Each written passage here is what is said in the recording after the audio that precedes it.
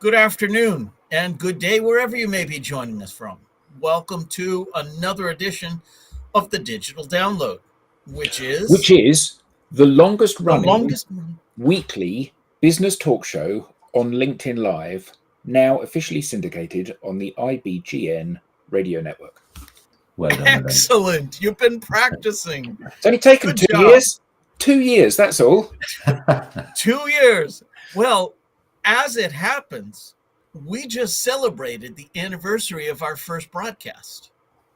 On April 16th, 2021, we ran our first LinkedIn Live event. Wow. Beyond the show, talk about our clubhouse show, Social Selling and Influence. And then on April 30th of 2021, we had our first broadcast using the name The Digital Download. 3 years. 3 full years completed. Wow. We're now entering our 4th year of broadcasting. That's exciting. Wow, that's amazing, isn't it? Yeah, which makes us the longest running weekly business talk show on LinkedIn Live. It does, doesn't it? Who knew? Absolutely. Well, who knew? Everybody knew, actually. Everybody knew. Yeah. Yes, exactly. So today, we're transforming organizations via career architecture. We have a special guest, Kayvon Touran, to help us with the discussion. With an extensive background in startups, launching and building several, Kayvon now serves as CEO and co-founder of Zal AI, helping organizations re-image their talent management programs. But before we bring Kayvon on, let's go around the set and introduce everyone. While we're doing that, why don't you in the audience reach out to a friend, ping them, and have them join us? We strive to make the digital download an interactive experience. Audience participation is highly encouraged. Okay, so with that, introductions. Adam, would you kick us off, please? I'd love to. I must say that I'm very much looking forward to having Kayvon on the show. I don't care about what he does. You know, I'm meeting him for the first time, and you saw behind him, he's got loads of guitars hanging up. So we're like brothers. Anyway, I'm Adam Gray. I'm co-founder of DLA Ignite, and I'm delighted to be part of the longest-running weekly business talk show on LinkedIn Live because it's, I think it's an incredible achievement, isn't it? 3 years of doing this. Absolutely. It's my favorite part of the week. It's that virtual water cooler talk. And that's really what started it. As we were all in lockdown, we were looking for ways to connect with others. And that's what brought us to Clubhouse, which eventually brought us to this platform. And now, even though we're back in person for so many things, there's still a great amount of virtual events taking place. And I like the fact that we're facilitating some of that too. So thank you, Adam. Welcome. Bertrand. Yeah, I am somehow the newbie on that show. It's only my 4th one. That's why I haven't had time to practice as much as Adam did, and therefore I don't even try. But you're on the clock. You have 2 years. Here. I will practice, and sometimes soon I will be able to join the first sentence. So my name is Bertrand Godillot. I'm French, based in Toulouse, South France, and I am leading Odysseus & Co, a DLA Ignite partner. Excellent. And I'm very glad to be here on Fridays. Welcome. And myself, I am Rob Durant, founder of Flywheel Results, a proud DLA Ignite partner. And I like to say, I help startups scale. As I said, this week on the Digital Download, we'll speak with Kayvon Touran, CEO and co-founder of Zal AI. Without further ado, let's bring him on. Kayvon, good morning and welcome. Hello, everyone. Thanks so much for having me. It's a pleasure to have you here. So why don't you start off by telling us a little bit about you and how you got here? Yeah, so It's been about 10 plus years of working in early stage technology startups and loving the ability to have autonomy and I guess more say in the direction of a company, given its size and stature, but feeling like there was always something missing when it came to having transparency and structure around growing my career. And it's a tricky thing to strike a balance of, right? Especially when we're talking really early stage companies that are fighting for product market fit and just to stay alive, to then think of their employees. Um, but but it's something that has been really inspiring to me. And I spent the last 5 years working in education technology and seeing, what great education can do to someone in terms of helping them upskill, reskill for their career and the trajectory that can have for their career path. And so I kind of stumbled across this opportunity and found two amazing co-founders. And we decided to take the plunge together to start Zal AI. So that's a really, really high level of sort of how we got here. And I'm happy to go deeper and talk about all of it. Excellent. Well, we're glad to have you here. Thank you. Yeah. Let's start with a foundational question. What do you mean when we say career architecture? Yeah, that's a good question. It's this idea of thinking of, for example, a job description and thinking about the building blocks of that job description and what it means to be sort of requisite with that role. And so when I talk about career architecture, I'm talking about, let's take a job description. Let's parse that out for all the skills and competencies, the building blocks of what will make someone successful in that job. And then let's think about those skills and competencies as it relates to the laddering and the levels within a career path at an organization. And the power of thinking in terms of that and thinking more in terms of like a skills-based organization is not just in terms of how talent management can work, right? By having someone say, look, here are the skills and competencies that I'm really good at, and here are the ones I'm interested in learning, and how do I bridge that gap with learning and development, but also in terms of hiring and making sure that the person that you're hiring isn't just someone who's coming in based off of the title of the job, but actually understands the roles and responsibilities of that position based on the skills that they need to exemplify and express to be successful.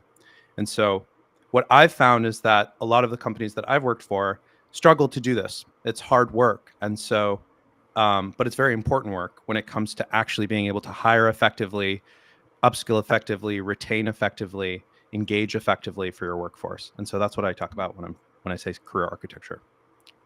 Excellent. I heard you say a skills-based organization.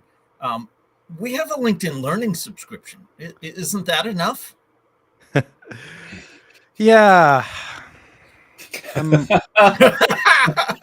I've got no disrespect to LinkedIn. I mean, I've got issues with LinkedIn Learning. Look, like I think, and it's funny because I've worked at a number of companies that have given me that line, Rob, where it's like, oh, you want to become, you're a salesperson and you want to become a senior AE, or you want to become a manager of, like, did you check out LinkedIn Learning? We've got a subscription. It's like, go hunt in the cavern for, go look through the cacophony of noise to figure out which course is relevant for you. And oh, by the way, there's no way of really actually understanding if after you've taken that course, you can now, do the thing that you learned, and your manager doesn't care because they didn't actually watch that. They didn't have any part of picking out what course you should take. And it just all feels kind of like lip service, honestly, when it comes to something like that. That's been my experience. And I think some organizations do a better job of curating large platforms like that. But this is very near and dear to my heart because before I started Zal, I actually built a lifelong learning platform at my last company that I co-created with the CEO. And we actually set out to solve some of the challenges that we see with things like LinkedIn Learning, Coursera, edX. But that organization was very focused in working directly with universities. What I thought was sort of the big problem to solve is working directly with the organizations, the companies themselves, and almost setting them up to be ready to implement effective learning and development. It's sort of this contextualization layer that's been lacking. The world doesn't need a Python 101 course. Like, we don't need more content. This isn't Netflix. We need better contextualization. We need better assessment. We need better measurement. And then we'll be able to precisely recommend, diagnose, and use the cacophony of content much more effectively. Things like LinkedIn Learning. So you got me started, Rob. Sorry. So can I pick up on something that you said there? So certainly in my experience and I've not ever run a large business that has required to hire many people, but from an outsider's perspective, as being hired into organizations and from seeing other people come and go from organizations, the problem often, as I perceive it, is ignorance in the organization. So they have a job description, they've hired somebody based on that job description. It hasn't worked out because they've hired exactly the wrong kind of person. When they fire that person, they then go back to the filing cabinet, they take out the job description that hired the person that was useless, and then they put that out to recruitment consultants, and they hire someone who's exactly the same, that's got all of the same neuroses and problems and stuff. So how do we break that cycle? How do we break the cycle of me as a junior person hiring you as a senior person when I can't possibly comprehend the value that you should be bringing to the organization? How do we remap how organizations choose people, and then how do we make the people fit for purpose? It's spot on. And it's been the same experiences that I've seen over and over again. And so I think it's a combination of education and people coming together and sort of figuring that out. I can talk about that. As well as I think there's an opportunity for technology to help in regards to this. So in terms of the people coming together and figuring it out, or actually, let me start with the technology. Let's say we can get 70% of the way there by way of all of the job descriptions that are already out there in the world. These are public artifacts, right? So what we're doing is we're ingesting tens and thousands of job descriptions from APIs that are available from job boards. And we can filter those based on industry, based on title. And what we're basically doing is we're averaging them, and we're making them as close as possible to an organization like yours to give you an average of, here's the skills, competencies, the things that you basically want as building blocks that represent the person that you're looking for. But that, in my opinion, only gets you, let's say, 70% of the way there. And that might even be generous. The rest of that is then, how do you bring together a hiring manager, maybe even the colleagues who are on that team, the people who are actually on the ground floor doing the work, maybe one individual in your company who's really, really good at the thing that you want to replicate, and an HR person, and collaborate on that and say, is this the right thing?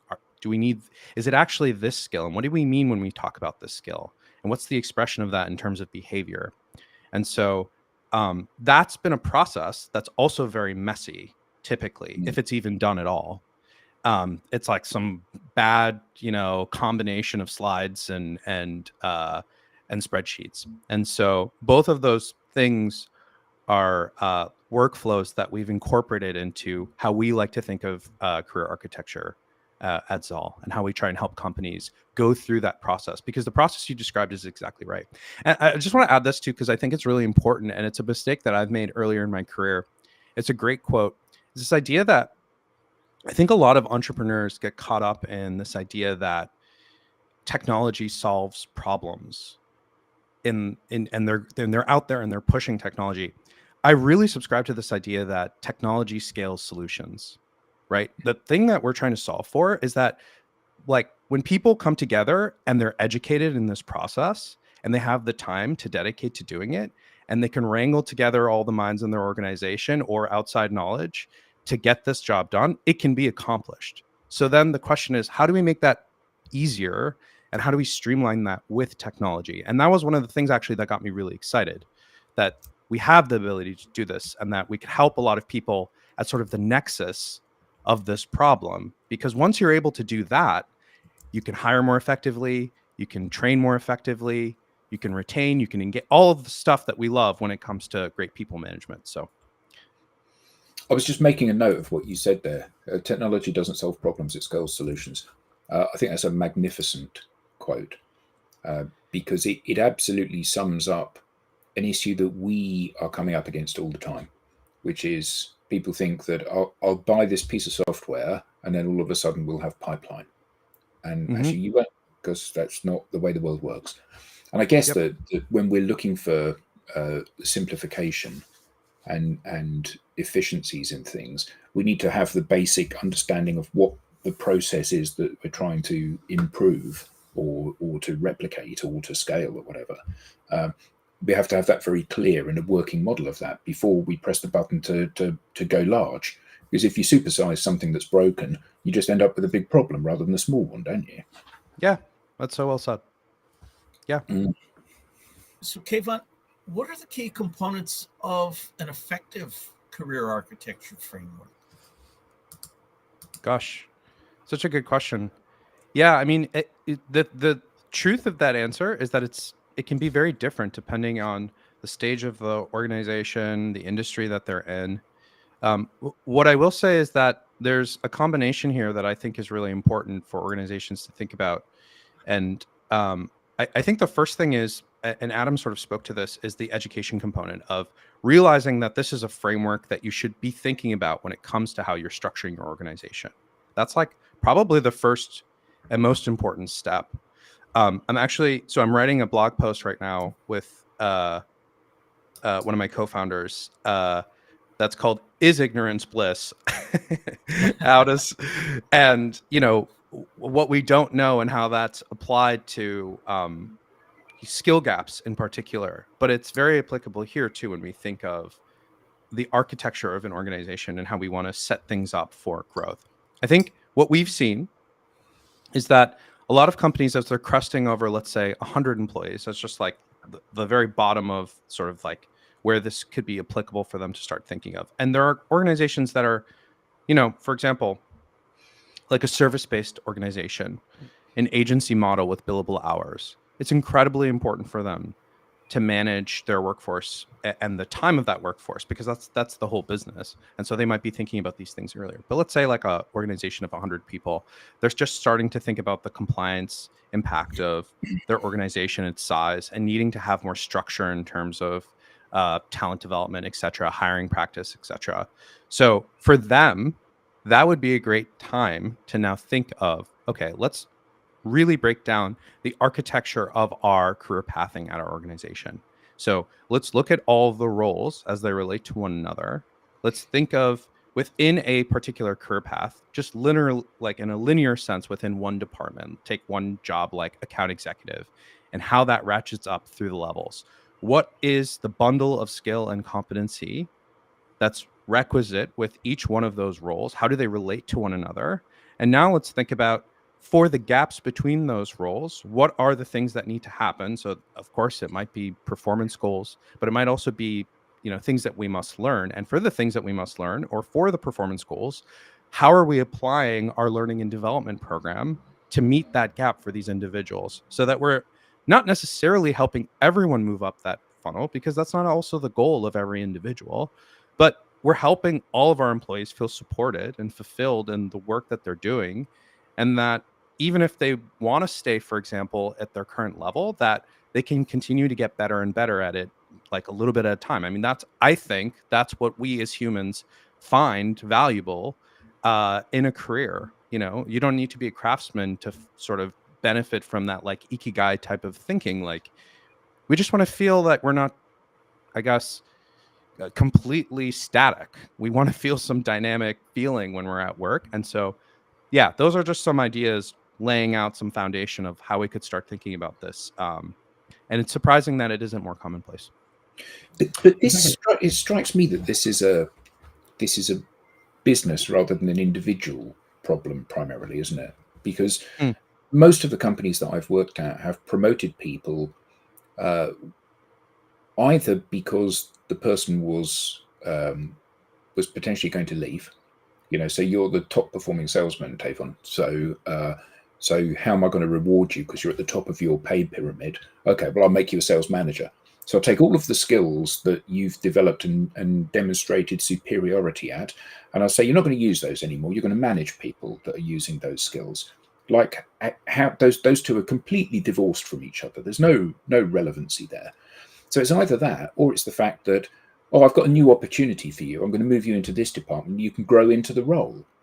It's like it's just lunacy, isn't it, to expect people to perform well under those circumstances? You know, that it strikes a thought with me. I had this great conversation with the chief people officer at Zapier. And a program they're really proud of at Zapier culturally is their offboarding program. They invite their employees to tell them, if, look, I'm interested in this role. I know that it's not realistic for me to have it at Zapier. And you know what? They support them in helping to find that role. And now all of a sudden, there's transparency in that process. So instead of getting to that last second moment where now let me rush to backfill this person, oh shit, or sorry, I don't know if I can say that. No, you can say shit on here. It's fine. Or and you have that moment, or you think, oh, let's just make them a manager. There's a little bit more transparency in the process that I think you're right. It is an organizational problem. It's a cultural problem. It's that's how we've always kind of done it way. And look, I understand. I'm not like delusioned in thinking that the purpose of HR is in service of the organization, in service of the company. But I think the greater point is that by doing well in this regard, you are actually doing a good service to the company. And you might have to like veer to the left first to go back on course to that mission. But it's a really important veer, because this is, it's the lifeblood of your company is the people. So what would you say are the biggest challenges, I would say, because everything I fully agree with what you just said, and I think it's kind of common sense that if you do your work correctly as an HR, then you are serving the company. So what part of change management does that require? Yeah, it's a great question. And change management is one of those things too that, like, going back to like technology, like that's a hard problem to solve with technology. And so I think that that's a combination of like your company, your brand, the content that you're putting out there, the mission behind what you're trying to do. And the nice thing is, I think at the end of the day, this type of change management, there are a lot of professionals in the workplace that understand and value it. That's been my experience. I've spoken to hundreds of L&D leaders, and I'd say by and large, a lot of them are passionate about this idea, because they're doing that role because they want to help people grow. They want to see people find fulfillment, be successful in their work. And so I think the change management, there's a few different people that I think it's tricky to educate this piece on, to really get this to work. One is the managers, and maybe we can hone in on that a little bit. I think a lot of managers don't understand the value of this work, which is ironic because it's to their benefit. And it's weird because I felt this experience myself. So I was, let's say, I was a product manager at my last company. I went to my boss and I sort of said, "Look, I'm interested in becoming a senior product manager." And I would get this hand wavy response of, "Well, you show up and you work hard," and that drove me insane. Because I was like, look, we're investing in LinkedIn Learning. We're investing in coaching. You give me a $2,000 education stipend, but there's no direction on how to use all of these resources to actually demonstrate that I have done those things and that I'm ready for that next step. But what was, I guess, not funny, it gave me pause when I became a manager, and then I had my team members coming up to me asking me the same question. I found myself doing the same thing because the company hadn't actually taken the time. And look, I'm blaming the company. I blame myself in this process too now, right? But I would go to HR and say, look, I've got a product manager. He's really talented. He wants to become a senior product manager. That's the next rung. He's young and he's hungry, and like, this is what he's focused on, and I don't know what to tell him. What do I tell him? And they're like, well, we haven't really figured it out, and it's really up to you as the manager. So if you work really hard and come in on yeah, clock in. So there's this alignment that needs to happen with HR, right, and the department managers, and really first laying down this architecture, this infrastructure to enable this type of progression. Where on HR side, they don't feel, look, yes, he is talented, but they'll give me some excuse like, well, he's too young. It's like, okay, well, then that sounds like there's some criteria around experience in the role. Is there a 2-year mandatory experience in the role? That's fine, but let's just say it. Like, why why does it have to be off the cuff? Like, it's not It's doing so the- simple when you say it Yeah. like this. It's because you were saying about the kind of, well, you just work really hard and you show up and all of that. I'm reminded of that fantastic meme about where the boss turns up in his brand new Lamborghini and one of his employees says to him, "Oh, fantastic new car, brand new Lamborghini." And the boss says, "Well, if you work really hard the whole year, I'll get another one next year." And it's kind of like completely missing the point of the question, isn't it? Right. Exactly.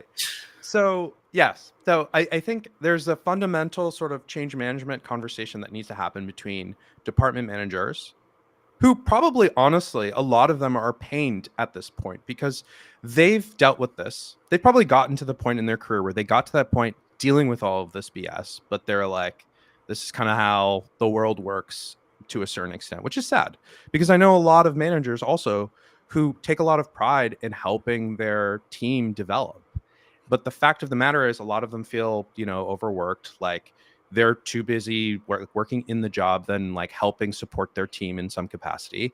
Or another thing that I see is a lot of managers who are basically like rogue, coming up with these complicated, almost like obfuscation. Like they're coming up with all this structure and things and like, well, you hit this milestone, you hit this milestone, you do this progression, then we can make a case for you. But it's like, yeah, but like, why not establish that with HR so that there's actually some validity to it? Because I've also seen that backfire. And the person does all those things, and then it's like, well, actually, I don't have the There's no authority. job for you. Yeah, there's no job for you, right? So it's one of those things that you're totally right, Bertrand. There's a big element of change management, but I don't think it's so difficult. That it feels solvable. It feels solvable. So. I heard you reference Zapier and something really out of the ordinary, and it prompted a thought. How can an organization leverage training and development, career pathing, and so on as part of its brand? Yeah, it's such a great question, Rob. Like, it's surprising because for me, my thinking is like looking at the market, and again, like my experience, truthfully, is like very focused on like tech. So because that's been like the industry that I've worked in. When I think of like what this market has looked like in terms of benefits and people, like let's think about these trends. Like Google introduces like and let's use them as like the obvious example. Like think of all the benefits they introduce for their people, the beanbag chairs and the like incredible food that's available to the staff and the incredible medical, on and on and on and on, kind of like a gold standard. What did we see in the market? Well, for startups to compete with those larger companies, there's a trickle down of those benefits. And they can't introduce all of them, obviously. That's one of the competitive advantages of being Google and being able to attract talent and also being able to pay very large salaries. But it's a part of just this trickle down. It's natural. How do I compete with Google, Facebook, Netflix, etc. when it comes to hiring? I need to incorporate some combination of some of these benefits. I would argue that the career pathing and the talent management that those larger organizations offer and the structure they offer, and they are very structured and they do have good career pathing benefits, that there's going to be a trickle down over time to smaller companies that feel like they need to have this to be able to compete, because I believe it's a benefit that employees are going to demand. I think it's a generational thing as well, with the younger generation coming into the workforce. I think that we've been thinking about this for a long time also, from especially younger workers coming out of a university system where they're used to having guidance in terms of the things that they need to work on and improve on, and then finding themselves in the workplace and it's like a wild west. I just think there are just too many things kind of connecting there that this is going to be really important for all companies to really think about and adopt. And to your point, I think it could become a big part of someone's brand. And it is at companies like Zapier, right? Because they're very open about things like their offboarding program. And it's incredible. I mean, think of how that would make someone feel when they're considering to work at a company like Zapier instead of a company like Google. And a company like Zapier can attract that type of talent, right? Because they have this kind of consideration for their people. These are my beliefs, but No, I think they're absolutely right. I think what's really interesting is that, I am from that older generation, and for me, you turn up in the morning and you clock in and you do your work and then you clock out. Well, actually, it's my business, so I don't clock out. I'm working all the time. But it's a very big mind shift, and there are so many horror stories that I've seen in my working life, but also I've seen in I don't know if you've seen the Netflix documentary on David Beckham, where he's I playing. haven't actually seen that one yet, but I want It's to. it's well worth a watch. Okay. And anyway, he's playing at one of these clubs, and he has a lunch with the guy from LA Galaxy, and then he turns up at training the next day, and the coach says, "You had a lunch with the guy from LA Galaxy. You're not playing anymore for us. You're going to be on the bench for the rest of the season." And Wow. it's kind of like, I think for people of my generation, the fear is that if my boss gets wind of the fact that I'm thinking of going somewhere else, that's basically, it's a race for who gets to the door first. Either, I'm going to walk out the door or he's going to push me out of the door. But it's like, we're both going to be moving in the same direction. And that's incredibly unhealthy, because people do move on, and you want them to have a good feeling about the company they've worked at when they move on. But also, if you're open about it, I can tell you that the reason that I'm leaving is simply the coffee isn't good enough. Okay, well, we can sort the coffee out if that's the. Do you know what I mean? It's like, and for sure. It won't be just the coffee, but you know what I mean. It's like these issues are then addressable. It will be a much worse place if you leave. What can we do to make you stay? But if that comes at the point that you've already got a job offer and double the salary somewhere else that's closer to home, the ship has sailed, hasn't it? Yeah, and by the way, it's not just. I love that analogy, and it's not just for that one individual. I mean, I've been a part of offboardings at a bunch of companies where I'm already disgruntled, and guess what? Do you think at that moment I'm gonna, give my best, most honest, transparent feedback about what I didn't like about the culture? No. But if there was this level of transparency in the process, would I? Absolutely. Why not? Because to your point, I might feel like they'll actually solve for it. But also, to Rob's point about a brand, now all of a sudden, everywhere I go, I'm going to speak highly of that organization that helped me sort of take the next step in my career. They can take that feedback and choose to incorporate it into their people culture or not. It just makes so much sense. But it's interesting because, from my perspective too, sometimes I have to be mindful of who I'm speaking to and almost gun shy of, should I be pushing on ideas like this? This is a pretty big seismic shift for a lot of people to consider, to think about in terms of how to structure. Because you're right, it's just sort of how things have been done for so long. But you can't get a little bit pregnant, can you? You've got to set the expectation of where you're going. This is what we're trying to achieve, and actually the change starts now. So, when we're hiring people and when we're setting up processes and when we're deciding on a vision for how we're going to execute within this particular division of the organization or this dysfunction within the organization, this is what good looks like. Yeah. And I think so often people go through, I mean, we see it because we deal a lot with sales departments, and they're trying to put a Band-Aid on something which is fundamentally broken. Yes. I love jokes as analogies. It's like the guy that's driving through a strange town and he winds the window down and he says, "Can you tell me how to get to Main Street?" And the guy says, "Well, I wouldn't start from here if I were you." And actually, that's where most organizations find themselves, isn't it? They've got these processes that have been built up over years or decades or even, generations. And that's just how we do it here. Yeah. And actually, we need to start, in many cases, with a completely clean sheet, don't we? I think so. Yeah. Yeah. So I heard you say the first step is acknowledging that you have a problem. That sounds rather familiar, but we'll move past that. Next, I heard you say that about 70% of the way there is gleaned from publicly available information. It's somewhat the same for everyone. Yeah. What does that other 30% look like, or what could that other 30% look like? Realizing, of course, that it's going to be customized for each organization, but can you give us still some generalizations about what that might look like for a given company?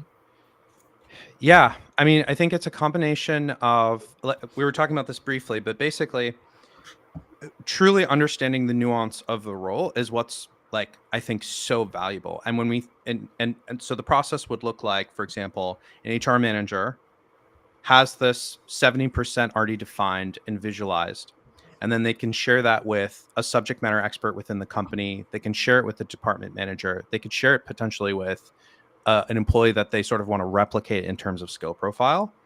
And you can think of it as almost like a collaborative process where you could share that visualization with them, and then they could edit it by saying, or make suggested changes by saying, hey, these are the things that I think are missing here, or here are some things that you've included that I actually think are not requisite, that are not important.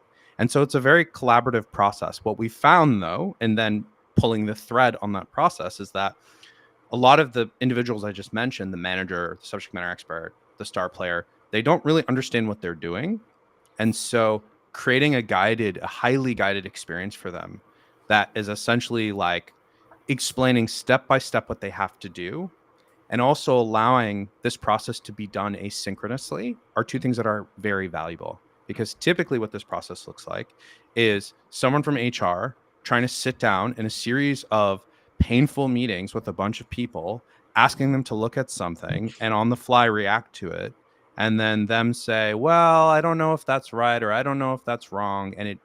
And so it doesn't the whole thing becomes more painful than it has to be. And so we've just created a series of workflows and collaboration software that makes that process a lot easier. At least that's what we think makes that process easier. But again, the way to solve for that is it comes down to people and taking time. It's just a matter of, a lot of organizations don't have the know-how, or they don't have the time to do it. And so we help facilitate that with software. I love that you said the top performers, because my experiences with Fortune 50 organizations, all the way down to startups of a handful, is typically, well, first of all, if it's not already using 100% of the publicly available information, oh, it worked here, it must work there.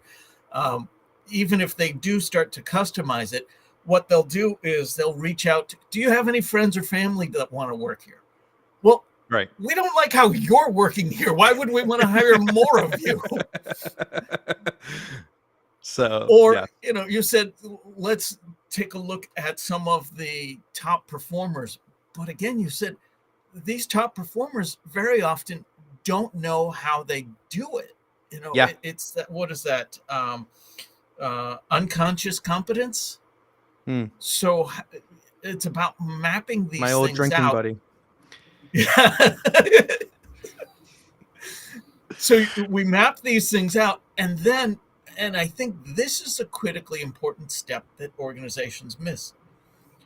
We teach the hiring managers how to screen for the things that we're looking for.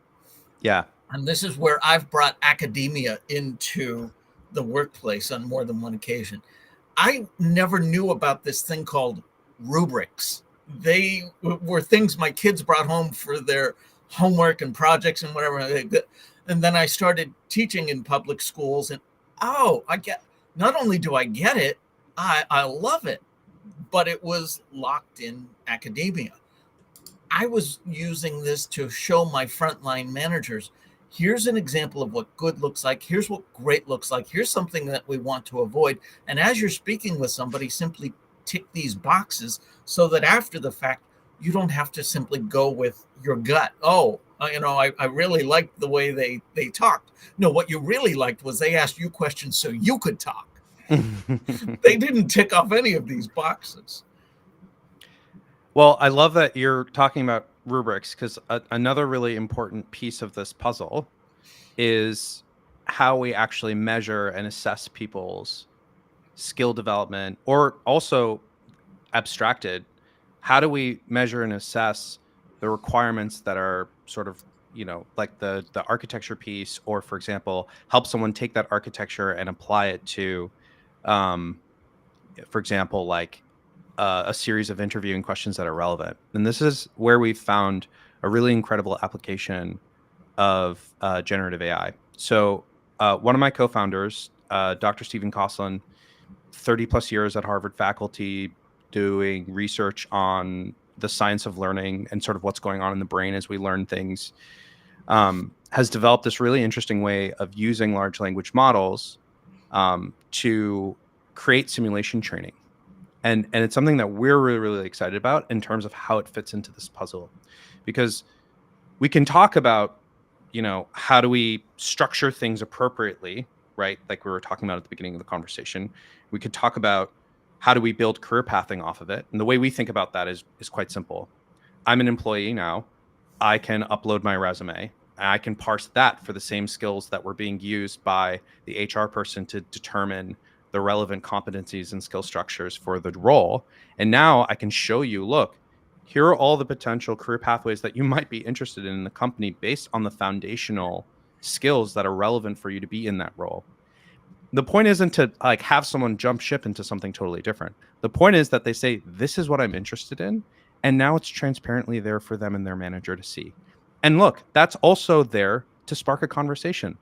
Maybe Jimmy wants to be a manager, but guess what? Like, he's got a lot of stuff to work on. And oh, by the way, he's not been doing so great in his current role. That's a great moment for a manager to be empowered to have a conversation about the things that are lacking. Like, let's create that moment in time for us to have a transparent conversation around this. But I'm speaking to this because you were talking about the rubric piece. So now let's talk about the competencies themselves, right? There's probably some gap there between the role that you're currently in, the one that you want, in terms of your proficiency in the requisite competency and skill. Well, with a rubric that clearly defines what it means to be novice, proficient, mastery of some sort, we can create simulations that feel hyper realistic based on your job title and based on the industry that you're in. And so Kayvon could have a realistic conversation. Let's say he's a software engineer with his product manager in having to discuss how to actually refine requirements for a new feature. That's a really common scenario that lots of software engineers are probably used to experiencing. And so how can we then analyze that transcript, that interaction, based off that proficiency rubric to say, look, based on the rubric and how you responded, because the AI is going to be the product manager and Kayvon, you'll just be yourself as a software engineer, and we see how you deal with this dynamic scenario. Here's how you performed. Here's where you were lacking. And if you have a learning catalog, here's the course or the coach or the person we recommend you speak with or the thing you should learn in order to improve that. And oh, by the way, that's all transparently available to your manager so that they can see what you're doing through your professional development. So that's like one really targeted example of using a rubric. But you're right, Rob. The same technology could be used, for example, for a manager to do a simulation training to basically talk with a future candidate. And you could even flip it around. There are so many cool things you could do with that, right? How about we flip it around? Manager, I want you to be the applicant. The AI is going to ask you some questions. Which ones were good based on your perception? Which ones were bad? Why were they good? Why were they bad?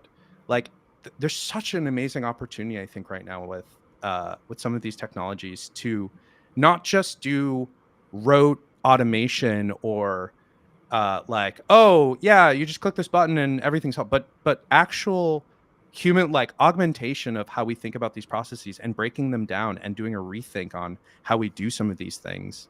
I think there's incredible opportunity out there for that. So you got me started again. I think I can see it, but I want to get your take on this. Something you said just sparked that. How does the concept of this career architecture support an organization's DEI, diversity, equity, and inclusion efforts? I mean, that's been a big part of it since day one too for me. I mean, I think having this transparency in the infrastructure that we're talking about and being able to transparently show all these things is a big part of DE&I, because without it, and by having sort of an obfuscated process, how can you actually have a true meritocracy in terms of promotion? I mean, because it's just when it's a black box and that person got promoted and that one didn't, I mean, how is that equitable in any sense? I think the point is we're not saying that if you do these things, you get promoted. I think the point is that this is an objective data point. Here are their performance. That's always been a part of the case. But here's also another data point, an objective data point in terms of here are all the things that they were supposed to learn on top of doing their job. Here are all the things they did to learn it. And here are some amazing assessments that they took that they actually had the closest thing possible as doing the job, right? That we could basically create as another data point to then consider them. And then you could stack up those people and say, which one is most fit for the next step in their career at this company. That's sort of the vision for how that process could work. I loved what you said a little while ago about how you can have these suggestions put in front of you. Here's the course that you need to learn. Here's the coach that we suggest you speak to. And then your manager gets to see that you're doing that. So your manager has said to you, look, Kayvon, you're not performing particularly well in these areas. And then a week later, I can see that you're doing something to address that you've taken the learning things and you've spoken to a coach about this or a counselor or whatever it may be.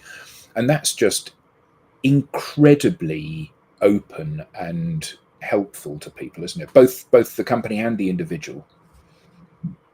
Yes, and I think there's a secret sauce here in terms of how do we directionally align the organization's strategic goals with the individual career goals of an employee, right? Like that's where I think there's like a magic type moment to happen.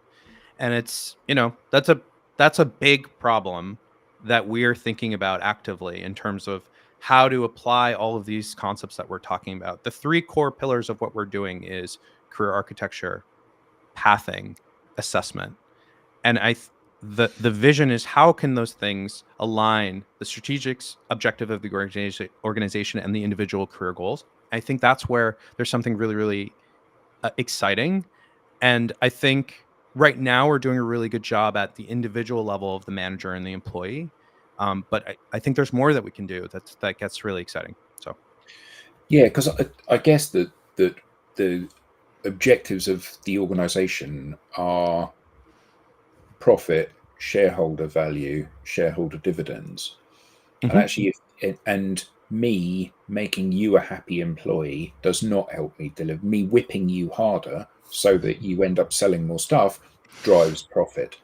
And actually, if we can break that connection, so that organizations see that happy employees that are smiling more perform better. And if they stay longer in the organization because they're not constantly looking to jump ship before they get fired, then they are productive within the organization for a longer proportion of their total employment time. And I think that tying those things together is crucial for organizations to see that, they've been copying the wrong homework for 2 decades. Yes, I love that. Perfect. What are the things that AI cannot help with in this process? Well, I think it's really important. There's so many things, just to be totally clear. And this is like another topic that you'll get me going on, but I want to like make this cogent for your audience, but I also there are so many things streaming in my head. I'll say like a smattering of things.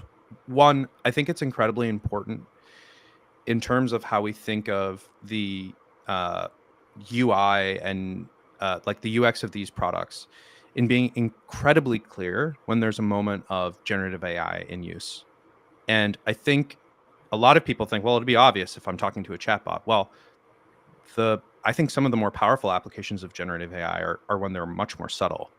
So when I'm looking at a definition of a skill on our platform, we actually used a workflow where we took the data from Wikipedia on the definition of that skill and then used generative AI to create a more comprehensive description of it. Now, that's like one very small feature of what our product does or how it represents that information. But I think it's really important that we make it clear to someone that this was created through generative AI for a variety of reasons. So that's one thing. I think AI's limitation is that, as we know, there's a level of hallucination, there's a level of discrepancy in what the output is. And so we need to be like really apparent, and therefore we need to be apparent to the end user about like when we're using generative AI. So that's like one of the things that I think is a big limitation. I think another big limitation is that we shouldn't fool ourselves into thinking that just because an AI makes a recommendation, that's necessarily the end all be all, and we stop there. For all of the things that we're talking about, especially for something like assessment, because assessment is so important, in my opinion, you don't want the end result to just be completely produced by a machine. You want the end result to help a human make a more informed decision around some of these things. So it becomes a data point in the conversation. It doesn't become the conversation. So I think that's a major limitation that we should be careful about. And I think that's really important. Another really important thing is when we think of the ethics of like AI and applications. So it's been proven if you give artificial intelligence or I forget if it was ChatGPT in particular, but if you give a large language model a name or a gender and a role and tell it like what this person should earn, it can be different if you give it a name of a particular ethnic background or you tell it that you're female in a STEM field. Or there are lots of more specific examples, and I'm kind of botching it. But so for us, it becomes really important then that we're not feeding that information into the large language model's consideration as far as how it's producing either the assessment, but also a result and an analysis on that assessment. And so, there are lots of things that we've uncovered in this process, not only from reading information, but also from building, which is like, I think really critical. If we're going to get an understanding of the limitations of this technology, then we need to be promoting people to start building with it, tinkering with it. And that's how I learn best. So that's a snapshot. There's more. Awesome. Kayvon, so many more questions, so much more that we could talk about. This has been a fascinating discussion, but we're coming up to the end. So tell us, how can people learn more and how can they get in touch with you? Yeah, I mean, go check out our LinkedIn page, zal.ai, zal.ai. You can also go to our website. It's the same URL. And also feel free to reach out to me, connect with me. The thing that gets me really excited about this company and the community that's available here is it's not just the learning and development or HR folks who are commonly thought of as sort of the stewards of a lot of the work that we're talking about. This is work that affects almost everyone in the workforce, right? So if you're an employee that's been frustrated by this process, if you're a manager that's been frustrated about professional development and upskilling their team, I would love to talk to you. I think it really energizes me to hear from these individuals because that's honestly one of the big things that keeps us going and keeps us excited about what we're doing, because we get to think and feel the impact that it can have in the workplace. So yeah, feel free to reach out to me. I'm an open book and I love talking to people. So yeah. Excellent. If you have something to say, we want to hear from you. You can scan the QR code on screen or visit us at digitaldownload.live and fill out the Be Our Guest application form. On behalf of the panelists, to our guest Kayvon, to our audience, thank you all for being a part of the longest running weekly business talk show on LinkedIn Live. Until next